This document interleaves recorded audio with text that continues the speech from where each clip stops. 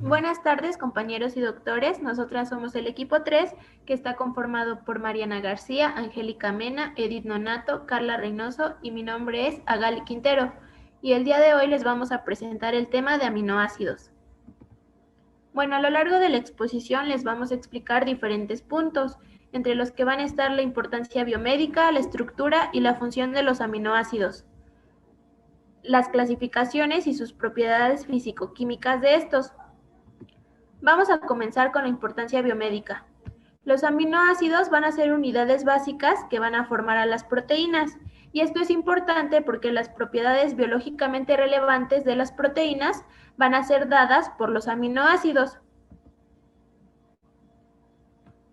Bueno, se han descrito más de 300 aminoácidos en la naturaleza, pero los organismos solamente van a emplear 20 en la síntesis de la molécula de las proteínas. A estos 20 aminoácidos se les va a llamar aminoácidos estándar o comunes. Bueno, los seres humanos y otros animales van a ser incapaces de sintetizar 10 de los 20 L-alfa aminoácidos. Estos van a cumplir funciones metabólicas en el organismo, como por ejemplo en la etapa infantil van a ayudar al crecimiento y en el adulto van a ayudar a mantener la salud. Tenemos por ejemplo a la arginina e histidina. Va a controlar la constricción de algunos vasos sanguíneos y la secreción del ácido clorhídrico en el estómago. Muchas bacterias elaboran péptidos que contienen tanto D como L-alfa aminoácidos, varios de los cuales van a poseer un valor terapéutico, como por ejemplo los antibióticos bacitracina y gramicidina y el fármaco antihumoral bleomicina. Sin embargo, también es cierto que no todos los aminoácidos van a ser beneficiosos. Por ejemplo, la ingesta de algunos aminoácidos que están presentes en las semillas de las leguminosas del género Lathyrus, como el ODAP, va a propiciar una enfermedad llamada latirismo, que esta va a ser irreversible y provoca la parálisis de las extremidades inferiores, además de tener la fenilcetinuria. Este va a ser un trastorno hereditario que va a provocar la acumulación de fenilalanina en el organismo. La fenilcetonuria va a ser causada por un defecto en el gen que va a ayudar a crear la enzima fenilalanina hidroxilasa, que es necesaria para descomponer la fenilalanina en el cuerpo. Y del lado izquierdo también tenemos a algunos otros aminoácidos que pueden ser potencialmente tóxicos. En la estructura, bueno, los aminoácidos se llaman así porque son derivados aminados de ácidos carboxílicos. Tenemos que su estructura va a estar compuesta por un grupo amino y un grupo carboxilo que va a estar unido a un átomo de carbono que va a ser denominado el carbono alfa. Además de también va a estar unido a una cadena lateral o radical. Como podemos ver, aquí está el grupo carboxilo, el grupo amino, el carbono alfa y la cadena lateral. En los nombres químicos de los aminoácidos vamos a tener que los átomos de carbono se van a identificar con números y van a comenzar en el átomo del carbono del grupo carboxilo. Como se puede ver, la flecha está señalando al carbono del grupo carboxilo y va a estar con el número 1 y de ahí va a seguir con el número 2. Este es el ácido 2-aminopropanoico, o bueno, mejor conocido como alanina. Vamos a pasar a hablar de la función de los aminoácidos. Nada más les voy a comentar la función en el organismo que tienen los 20 aminoácidos biológicamente activos. Vamos a empezar por la arginina. La arginina es esencial para la actividad normal del sistema inmune, especialmente para la cicatrización de las heridas. También participa en la liberación de la hormona del crecimiento e incrementa la liberación de insulina y glucagón. Es el precursor de GABA, disminuye el tamaño de los tumores y es necesaria para la espermatogénesis. En cuanto a la metionina, participa activamente en la descomposición de grasas, así que permite reducir el colesterol en la sangre. Es un antioxidante y participa en la síntesis de RNA y DNA. En cuanto a la histidina, es útil en el tratamiento de anemia debido a su relación con la hemoglobina. Es el precursor de la histamina y por tanto se ha empleado para tratar las alergias. Ayuda a mantener un pH adecuado en la sangre y también se ha utilizado para tratar la artritis reumatoide. El déficit de isoleucina está implicado en algunos trastornos mentales y físicos como la depresión y trastornos de conducta, además de la disminución de la masa muscular. Este aminoácido es esencial para la formación de la hemoglobina, tejido muscular y además estabiliza y regula la glucosa. También participa en la curación de heridas de piel y hueso. En cuanto a la leucina, junto a la isoleucina y la valina, están implicados en la síntesis de proteínas. Es un potente estimulador de la insulina. Es necesario para la cicatrización de las heridas y la curación de los huesos. Modula la liberación de encefalinas, que son analgésicos naturales. En cuanto a la lisina, inhibe el desarrollo de los virus dentro del organismo y como resultado, se utiliza en el tratamiento de las herpes, así como de los virus asociados con el síndrome de fatiga crónica. La lisina participa en la síntesis de L-carnitina junto a la vitamina C. En cuanto a la fenilalanina, tenemos que participa en la reducción del exceso de apetito y aminoración del dolor. También participa en la síntesis de catecolaminas como la adrenalina, la dopamina, la noradrenalina y promueve el estado de alerta, mejora la memoria e incrementa la vitalidad. Se usa también en suplementos para mejorar los síntomas del Parkinson, el vitiligo, el dolor crónico o tratamiento integral de la depresión. La treonina es necesaria para la formación de colágeno y ayuda en la producción de anticuerpos. También es necesaria para el funcionamiento normal del tracto gastrointestinal y puede convertirse en glicina, un neurotransmisor del sistema nervioso central. El triptófano está implicado en la síntesis de serotonina y melanina. Por tanto, participa activamente en la mejora del estado de ánimo y ayuda a mejorar la calidad del sueño. Y por último, en cuanto a la valina, tenemos que es absorbida de forma activa y es utilizada directamente por el músculo como fuente de energía. Por tanto, no es procesada por el hígado antes de entrar al torrente sanguíneo. El déficit de este aminoácido provoca que los demás y otras proteínas sean absorbidos en menor cantidad en el tracto gastrointestinal.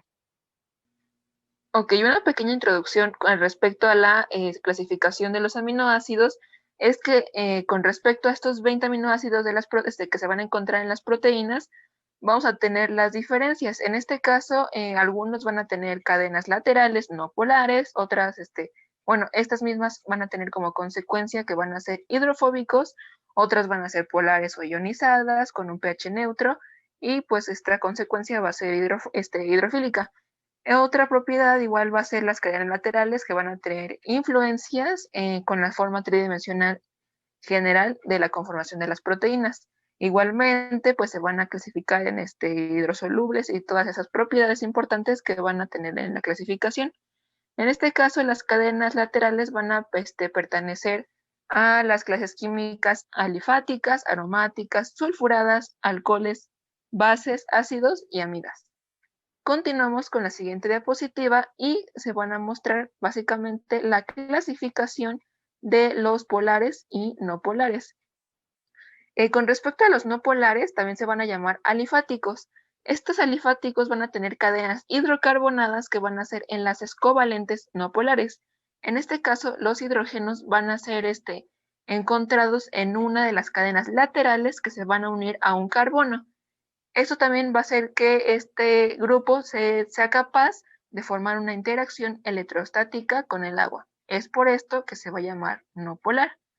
Después, en la siguiente diapositiva, se pueden observar algunos de los ejemplos. Y, por ejemplo, los alifáticos van a estar constituidos básicamente por carbono e hidrógeno, los cuales se van a mostrar en este caso en los recuadros azules y en color azul en algunos en la valina, leucina e isoleucina. Posteriormente tenemos la clasificación que va a ser los aromáticos. Los aromáticos pues van a tener básicamente lo que los va a caracterizar va a ser un anillo. En este caso tenemos los ejemplos de fenilalanina, triptofano y tirosina. La fenilalanina van a tener que va a ser un aminoácido apolar. La tirosina va a tener como papel importante en el proceso enzimático. En este caso, los alcoholes van a ser altamente reactivos y susceptibles para las reacciones de activación de las proteínas y pues igualmente en las enzimas. El triptófano pues va a tener, ahí se muestra en un recuadro azul que va a tener específicamente 2 anillos que pues lo van a caracterizar como aromáticos. Los clasificación ahora polares no cargados. Bueno, también son llamados no cargados porque tienen un enlace covalente polar. Los aminoácidos van a tener una cadena lateral específicamente con alcoholes, tioles y amidas. En este caso va a haber un enlace covalente polar, oxígeno-hidrógeno, carbono-oxígeno, nitrógeno-hidrógeno, y en este caso vamos a tener el ejemplo de la metionina, que va a tener un enlace débil, la cisteína un grupo tiol, que va a ser menos polar, la serina un alcohol y la treonina otro alcohol. Entonces, vamos a continuar con la propiedad de ácidos y básicos. Vamos a comenzar con los ácidos. En el caso del aspartato y el glutamato, son aminoácidos dicarboxílicos con 2 grupos carboxilos, que tienen cadenas laterales hidrofílicas con carga negativa a pH 7. Ionizan a pH ácido. Tienen un pKa de cadena lateral menor a 7. Estos aminoácidos cargados negativamente también son llamados negativos. Además del grupo carboxilo alfa, el aspartato también va a tener un grupo carboxilo beta, como se puede ver en la imagen, al cual el carboxilo se va a unir al carbono beta. Y en el caso del glutamato, este va a tener un carbono alfa, un beta y un gamma, al cual se le va a unir el carboxilo.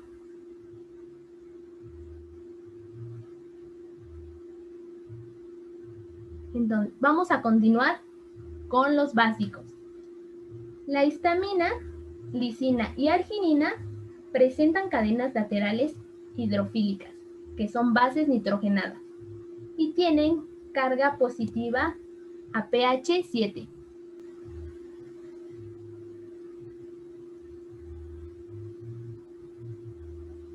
Van a ser conocidos como aminoácidos básicos. Van a ionizar a pH básicos con un pKa de cadena lateral mayor a 7. Estos aminoácidos cargados positivamente también van a ser llamados positivos. La cadena lateral de la histamina contiene un sustituyente de anillo de imidazol, como se puede ver en la imagen. La forma protonada de este anillo se va a llamar ion imidazolio. La lisina es un diaminoácido que tiene grupos amino, alfa y epsilon al mismo tiempo. El grupo epsilon amino, como se puede ver, ahí se va a unir el grupo amino. Existe como un ion alquiloamonio a pH neutro que confiere cargas positivas a la proteína.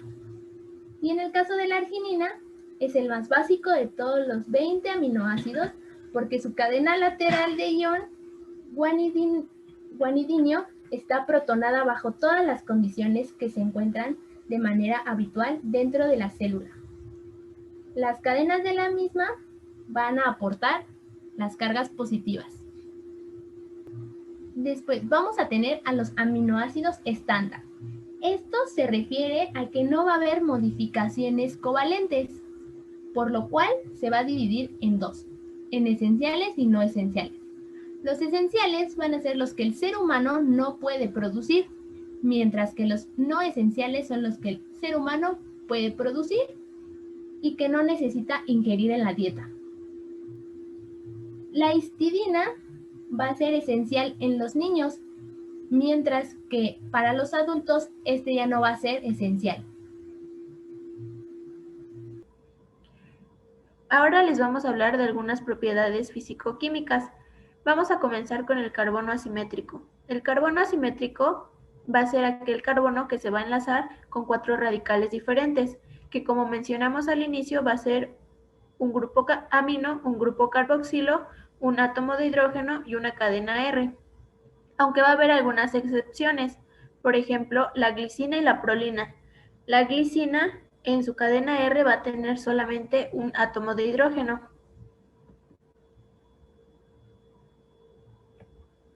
Debido a la presencia del carbono asimétrico, los aminoácidos van a poseer isomería.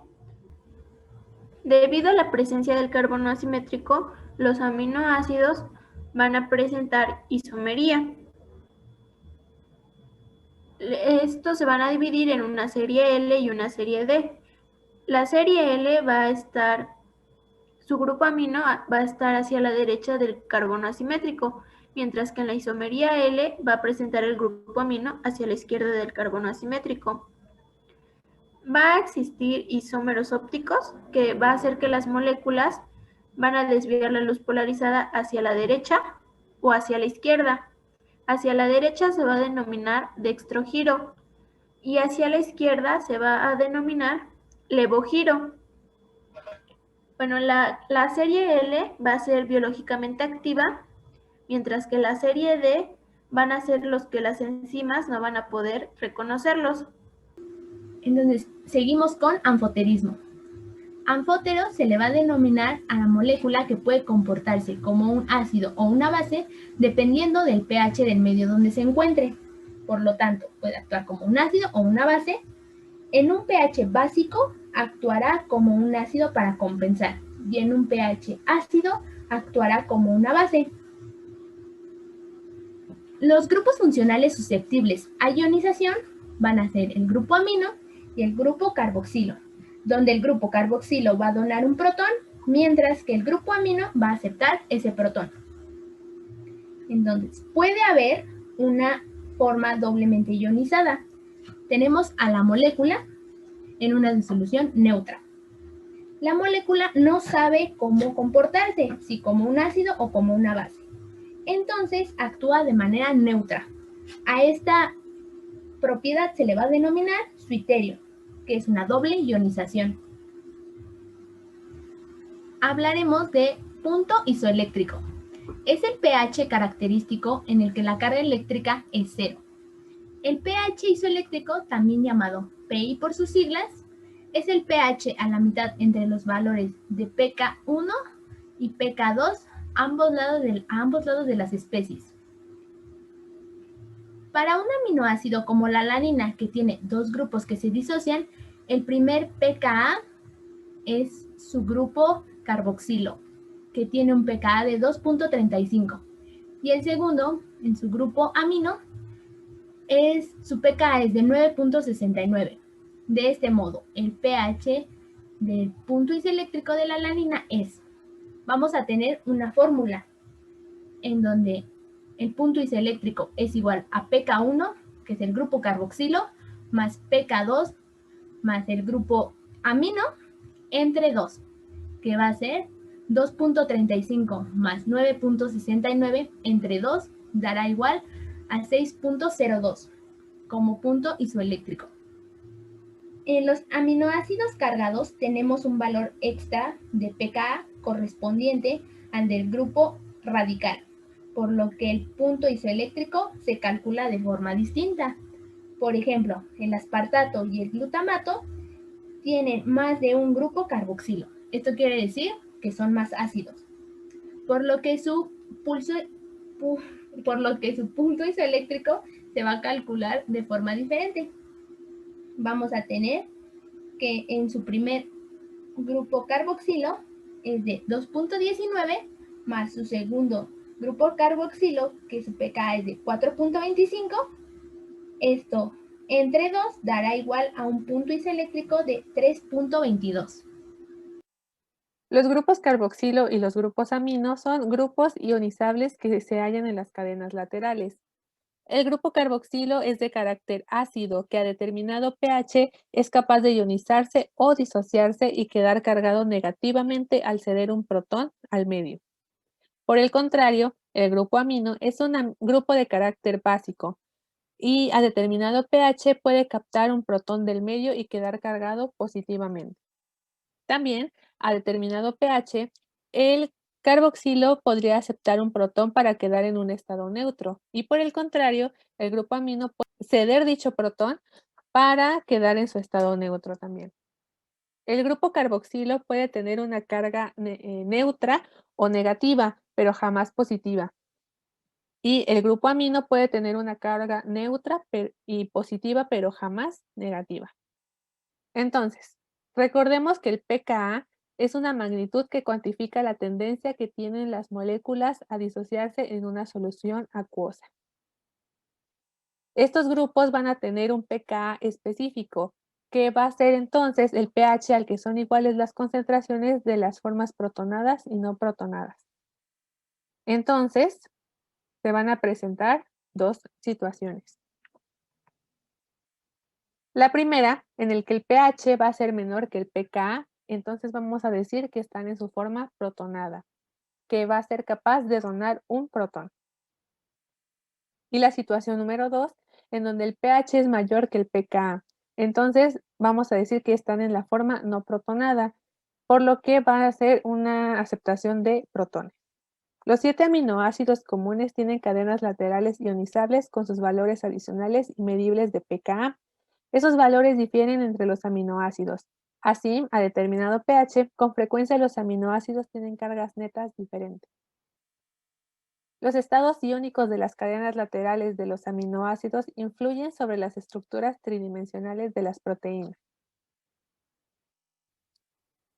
Continuando con el ejemplo de la alanina, en esta imagen podemos ver su curva de titulación en donde se representa el valor de su punto isoeléctrico. En la estructura de la alanina encontramos que tiene, además de su grupo carboxilo y de su grupo amino, su radical va a ser un grupo metilo, el cual no es ionizable. Recordemos que entre más cercano es el valor de pH a 1, pues entonces mayor será la concentración de protones, por lo que el grupo amino va a aparecer protonado y con una carga positiva. Entonces, tenemos un pH determinado al que vamos a llamar pK1, representando el valor en el que el grupo carboxilo va a ionizarse. En este lado es el pK1 y entonces, por lo que la alanina en su siguiente forma va a perder un protón en el grupo carboxilo, como podemos ver aquí. Se dio un protón al medio y quedó cargado negativamente. Posteriormente va a pasar por un pKb o un pK2, donde lo que se ioniza ahora es el grupo amino, diciendo entonces que va a pasar a su forma neutra, es decir, a su forma sin carga. En el caso de la alanina, si nos guiamos por el ejemplo, tenemos que el valor de pK1 va a ser igual a 2,4. Mientras que el de pKb va a ser un valor igual a 9,9. De modo que pensamos que el pH donde predomina la forma de ion dipolar o esteroiterión es el punto isoeléctrico, donde la carga eléctrica neta es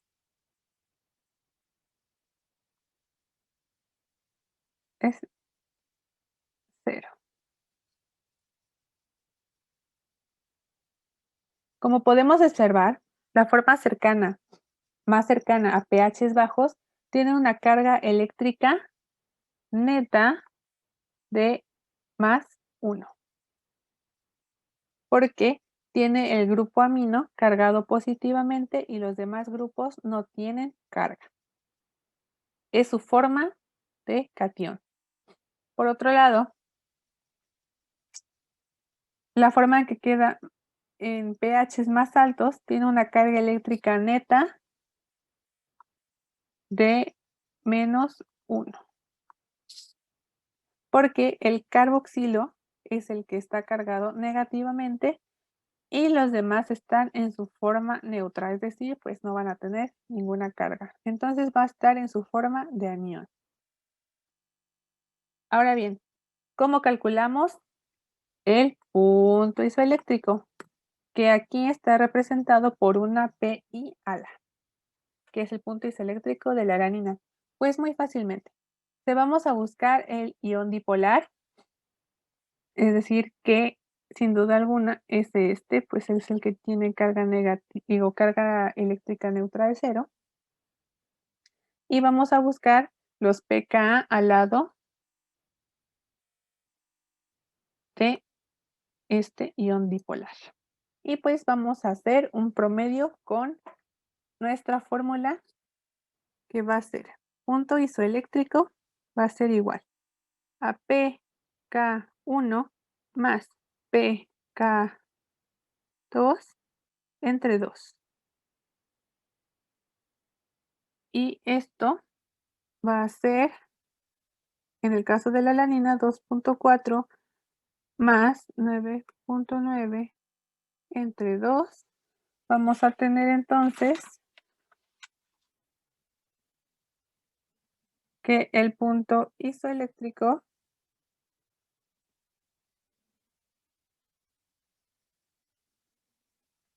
de la alanina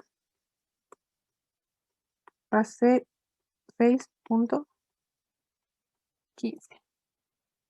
Bueno, como les comenté anteriormente, el valor de pKa pues ya es una constante dada. Entonces en esta tabla pues les presentamos los valores de pKa de cada uno de los 20 aminoácidos biológicamente activos.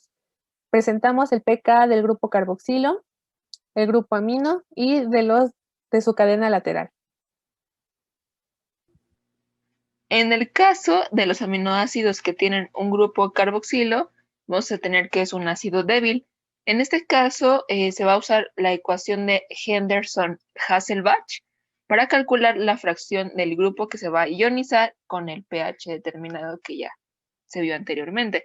En este caso tenemos en el recuadro color verde la fórmula que es pH igual a pKa más logaritmo de un aceptor de protones sobre o dividido entre el donador de protones. Tenemos un ejemplo claro en la parte de abajo donde vamos a ejemplificar con el aminoácido típico donde va a existir un grupo carboxilo con un pKa de 2. En este caso la relación del protón la relación del aceptor del protón va a ser el anión carboxilato. En este caso, posteriormente tenemos el donador del protón, que va a ser el ácido carboxílico, con un pH pues neutro de 7. Entonces se va a calcular con la ecuación que ya mencionamos y pues así quedaría básicamente. 7 como pH igual al pKa, que es que es 2 más logaritmo pues del anión carboxilato sobre el anión carboxílico. Continuando con las propiedades fisicoquímicas de los aminoácidos, vamos a pasar ahora a la solubilidad. Vamos a empezar por definir la solubilidad como la capacidad de una sustancia o un cuerpo para disolverse al mezclarse con un líquido. Y pues va a haber varias formas de medir la hidropatía, pero la mayor parte de ellas se va a basar en calcular la tendencia del desempeño de un aminoácido en un ambiente ya sea hidrofóbico o hidrofílico. Y bueno, la hidropatía va a ser un determinante importante del plegamiento de las cadenas de proteína, porque estas cadenas laterales, si son hidrofóbicas, van a tender a estar agrupadas en el interior de una proteína, mientras que si son hidrofílicas, en general se van a encontrar en la superficie. Ahora, en cuanto al enlace peptídico, bueno, este se va a formar por la condensación entre el alcohol del grupo carboxilo y el hidrógeno de un grupo amino, como se puede ver en el rectángulo rojo. Al unirse estos dos, se va a formar agua, que se muestra en el rectángulo azul.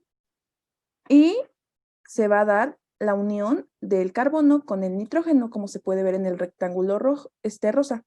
Esta unión va a ser el enlace peptídico. Y pues bueno, vamos a tener que la vida media de un enlace peptídico va a ser de 7 años. 7 años, por lo que va a ser sumamente estable. Ya que tenemos el enlace peptídico, podemos observar que va a estar constituido por un carbono que va a tener doble ligadura a un oxígeno. Y este va a ser altamente electronegativo, al igual que el hidrógeno que está unido al nitrógeno. En este caso, el nitrógeno también va a ser altamente electronegativo. Y bueno, al tener estos elementos, estos electrones del doble enlace del carbono y el oxígeno van a entrar en resonancia. ¿Qué quiere decir esto? Que temporalmente los electrones que forman uno de estos enlaces se va a transferir temporalmente al nitrógeno.